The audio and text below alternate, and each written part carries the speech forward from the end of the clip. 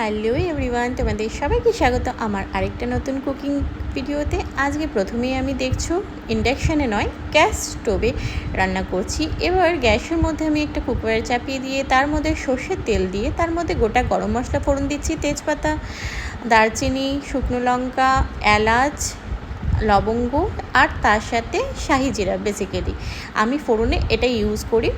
তার সাথে প্রথমে আমি দিয়ে দিলাম কিছুটা পেঁয়াজ কুচি, একদম ছোট করে পেঁয়াজ কুচি না, স্লাইস করা পেঁয়াজ কুচি, যেহেতু আজকে আমি রান্না করছি দেশি চিকেনের ঝোল। সো একদম স্লাইস করে দেওয়া পেঁয়াজ কুচি, তার সাথে 1 চামচ পেঁয়াজ বাটা, 1 চামচ রসুন বাটা, 1 চামচ আদা বাটা এবং 1 চামচের থেকে একটু কম জিরে বাটা দিয়ে খুব ভালোভাবে নেড়ে চেড়ে একদম মশলাটাকে হাফ ফ্রাই আমি করে নেব। বিকজ চিকেন যেহেতু দেশি চিকেন, সো টেন্ডিং হতে একটু সময় লাগে।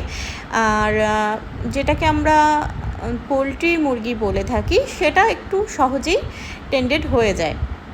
সো খুব ভালো মতো ম্যারিনেট করে রাখা চিকেনটা আমি এবার এর মধ্যে দিয়ে দিলাম। এবার প্রশ্ন আসছে চিকেনের মধ্যে আমি কী দিয়ে ম্যারিনেট করে রেখেছিলাম। চিকেনের মধ্যে অল্প একটু পেঁয়াজ কুচি, অল্প একটু গরম মশলার গুঁড়ো, লবণ, হলুদ, যেহেতু আমি মশলার মধ্যে কিন্তু কোনো লবণ হলুদ ইউজ করিনি, দেখলেই তোমরা।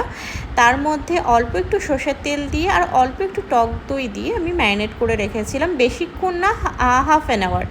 এবার উপর থেকে আমি কিছুটা শুকনো লঙ্কার গুঁড়ো দিয়ে দিলাম। যেহেতু তোমরা আমার প্রত্যেকটা রেসিপির মধ্যেই দেখে থাকবে যে আমি লঙ্কাটা ভীষণভাবে কম ইউজ করি, বেশিরভাগ আমি কাঁচা লঙ্কার পেস্টটাই ইউজ করি জিরের সাথে, আর শুকনো লঙ্কাটা খুবই মিনিমাম, যেহেতু আমার বাড়িতে কেউই লঙ্কাটা খুব একটা খায় না, মানে ঝালই খায় না একরকম বলতে গেলে।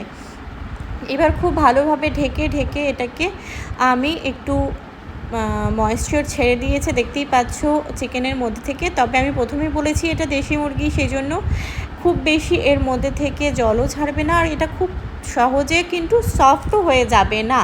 সেই জন্য খুব মাথায় রেখে এটাকে খুব ভালোভাবে কষে নিয়ে তারপরে এর মধ্যে গরম জল অ্যাড করতে হবে। তোমরা কিন্তু সবসময় চিকেন, মাটন বা যে কোনো প্রিপারেশনের মধ্যেই গরম জলটা প্রেফার করবে, কারণ গরম জলটা অ্যাড করলে কি হয়, কুকিং প্রসেসটা একদমই মেনটেন থাকে, কুকিং প্রসেসটা একদম লোতে চলে যায় না।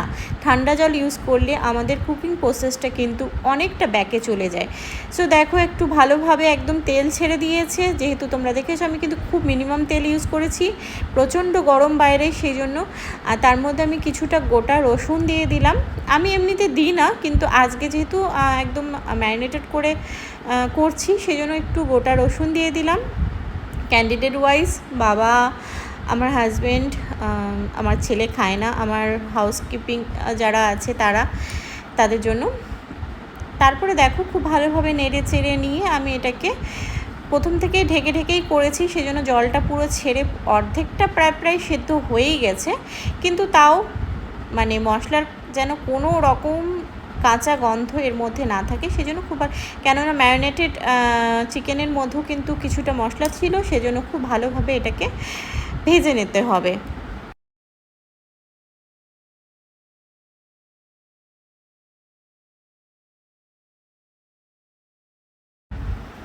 এবার আমার মনে হচ্ছে খুব ভালোভাবে ভাজা হয়ে গেছে। এবার আমি এর মধ্যে কিছুটা পরিমাণ গরম জল মিশিয়ে দিলাম, যতটা আমার সাফিসিয়েন্ট ঝোলের জন্য দরকার। চলো আজকের জন্য টাটা।